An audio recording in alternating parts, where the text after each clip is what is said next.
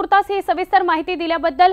या प्रज्ञा सिंग ठाकूर यांच्या वक्तव्याने मोठी राळ उठणारे, मोठा गहजब होणारे एवढं मात्र नक्की। आता आपण पुढच्या बातमीकडे वळणार आहोत। लोकसभेसाठी दुसऱ्या टप्प्यातील मतदान पार पडल्यानंतर आता तिसऱ्या टप्प्यातील मतदान प्रचाराकरता रावेर लोकसभा मतदारसंघातून भाजपच्या रक्षा खडसे यांच्या प्रचार सभेचं आयोजन करण्यात आलेलं आहे। दुपारी 1 वाजता मुख्यमंत्री देवेंद्र फडणवीस आणि एकनाथ खडसे हे या सभेसाठी उपस्थित राहणार आहेत। त्याआधी जळगावच्या अमळनेर इथं मुख्यमंत्री देवेंद्र फडणवीस यांच्या जाहीर सभेचं आयोजन करण्यात आलेलं आहे। दुपारी 12 वाजता ही सभा घेण्यात येणार आहे। भाजपचे राष्ट्रीय अध्यक्ष अमित शहा यांची बारामतीमध्ये सभा होणार आहे। त्यामुळे पवारांचा बालेकिल्ला असलेल्या बारामतीमध्ये अमित शहा काय बोलतात याकडे सगळ्यांचं लक्ष आहे। दुपारी 3 वाजता अमित शहांची ही सभा होणार आहे।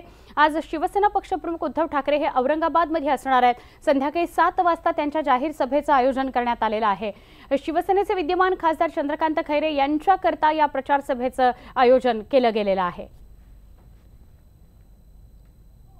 राहुल शेवाळे यांना महापालिकेमध्ये जास्त रस आहे, त्यामुळे मतदार त्यांना महापालिकेतच पाठवतील असं म्हणतायत आघाडीचे उमेदवार एकनाथ गायकवाड। मुंबईत सध्या गायकवाड यांचा प्रचार मोठ्या प्रमाणावर सुरू आहे आणि त्याच दरम्यान त्यांनी हे विधान केलेलं आहे।